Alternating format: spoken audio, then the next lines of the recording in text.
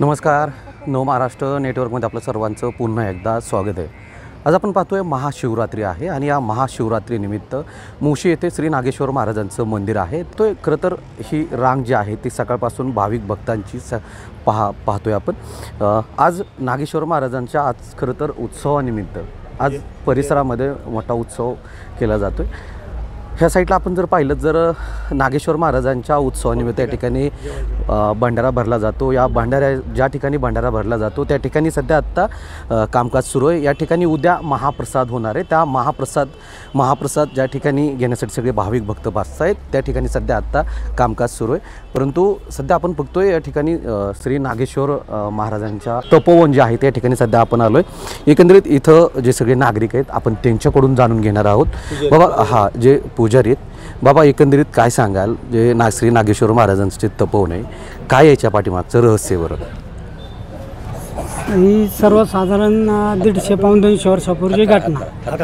इथनं जे कुंभमेळ्यातून एक झुंड जात असते हैदराबादला, तर त्यावेळेस जाता जाता एक झुंड इथं थांबले.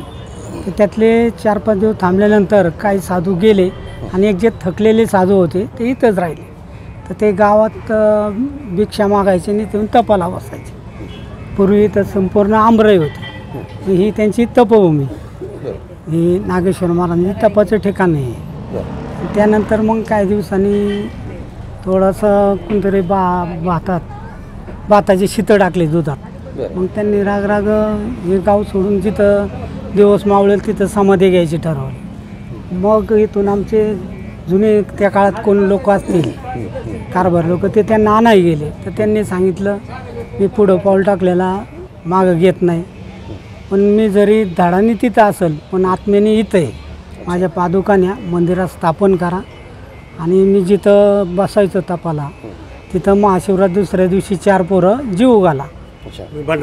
हां, 4 पोरं जीव घाला. आणि मग त्यावेळेस लहान स्वरूपात थोडीफार गावठाण कमी, लोक गावची प्रॉपर कमी, छोटं होता गाव वाढत गेलं. मग आता हा भव्य असा मोठा दिव्य स्वरूप प्राप्त झालं त्याला. मग त्या काळात आमचे वडील जुनी 7वी फायनल झालेले एकेकाळचे मोठे पैलवान नामदेव काशीबा आल्हाट त्यांचं नाव. तर त्यांनी निळावंती नावाचा ग्रंथ वाचला. त्यांना काय साक्षात्कार झाला. मग त्यांनी सगळं प्रपंच सोडून दिला आणि इथं नंदादीपची स्थापना केली. आणि मग ते नंदादीपची देखभाल करू लागले. छोटासा वाटा बनवला, आंब्याची झाडं वगैरे लावली आणि सर्व आयुष्य मग त्यांनी इथंच घातलं. जे पायातली चप्पल सोडली तर मरेपर्यंत चप्पल घातली नाही. आमची आई वारली, 2 चुलते वारले तरी त्यांनी दाढीडुखी केली नाही. संपूर्ण संन्यासच घेतला. ज्यावेळेस त्यांनी निळावंती नावाचा ग्रंथ वाचला तेव्हापासून त्यांना काय साक्षात्कार आला, त्यांनी संपूर्ण इथं वाहून घेतलं. मग ते 92ला गेले. त्याच्यानंतर आता आम्ही 6 भावाचं कुटुंब आहे. तर मग आता आम्ही इथली सेवा आम्ही पाहतो. पाटाची आरला इथं येणे, झाडलोट करणे, देवाबत्ती पाणी लावणी करणे, दिवसभर राखण करायचं असं चालू आहे दिनचर्या.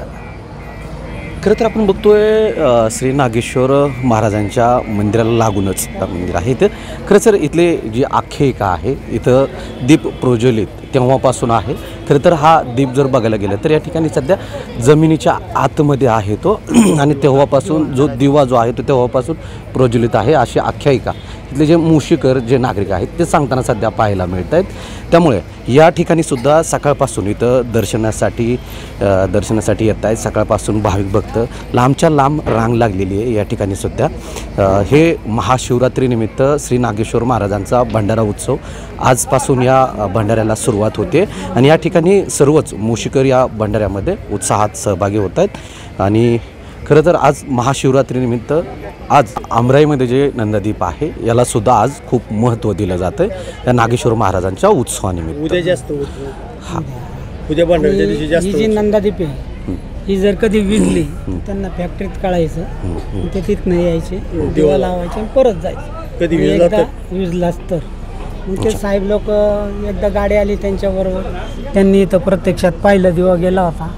मग तिथून पुढं त्यांना कधीच अडवलं नाही. उलट त्यांना मग खडकी तिथून मॅगझिनला जवळ बदली केली. केव्हा आणि केव्हा अशी परवानगी दिली गेली. साक्षात्कार तो नागेश्वर महाराजांचा आहे. त्याच्यामुळे सगळे नागरिक भाविक भक्त सगळे इथे येत आहेत, दर्शन घेत आहेत बरोबर. आणि आख्यायिका आता तुम्ही सांगितली, त्यामुळे सध्या आपण बघतोय नागेश्वर महाराजांच्या आज उत्सवाला आजपासून सुरुवात झाली आहे. उद्या भंडारा देखील या ठिकाणी पार पडणार आहे मोठ्या उत्साहामध्ये. अशाच नवीन नवीन घडामोडी पाहण्यासाठी नव महाराष्ट्र नेटवर्कला अपडेट राहा. नव महाराष्ट्र नेटवर्कसाठी विकास चौधरी, पिंपरी चिंचवड, मोशी.